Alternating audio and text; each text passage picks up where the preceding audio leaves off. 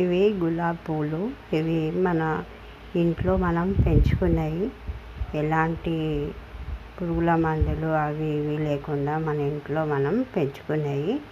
ఇవి కాసినప్పుడు మనం వీటితో గులాబీ పూల రసాన్ని, గులాబీ పూల టీ అంటారు, గులాబీ కషాయం అంటారు, అవి చేసుకొని తాగాలి ఈ పూలతో.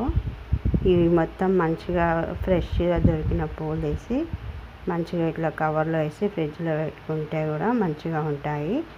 ఇంకా వీటిని తెంపి ఒక 5-6 గులాబీ పూలను మంచిగా రెక్కలన్నీ అలాగా తీసి వీటిని ఒక 2 times మంచిగా కడిగి వీటికి 2 గ్లాస్ నీళ్ళు పోసి పొయ్యి మీద పెట్టాలి. 1 గ్లాస్ అయినాక వాటిని మంచిగా ఫిల్టర్ చేసుకొని తాగాలి. చూస్తున్నారు కదా, ఇట్లా మనం పొయ్యి మీద పెట్టి మసల పెడితే ఇట్లా పూల రెక్కలన్నీ ఇట్లా అయిపోతాయి.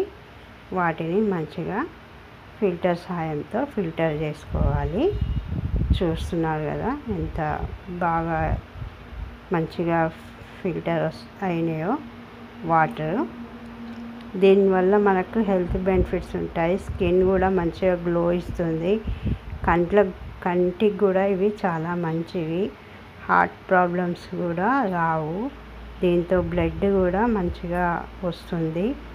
ఇంకా లివర్ కూడా క్లీన్ అవుతుంది. చాలా హెల్త్ బెనిఫిట్స్ ఉంటాయి. చూస్తున్నారు కదా ఎంత బాగా వచ్చిందో. మనం టీ ఎలా సిప్ చేస్తూ తాగుతామో అలా తాగాలి దీన్ని. చాలా బాగుంటుంది పొద్దుపూట. ఇది తాగిన తర్వాత ఒక 1/2 hour అయినాక 1 hour అయినాక మనం మంచిగా టిఫిన్ చేసుకోవచ్చు. ఎవరైనా యూస్ చేయొచ్చు. కళ్ళు రేడియేషన్ వల్ల ఎర్రగా అయిన కళ్ళకు కూడా ఈ గులాబీ వాటర్ పెట్టుకోవచ్చు. మీరు ఒకసారి ట్రై చేయండి.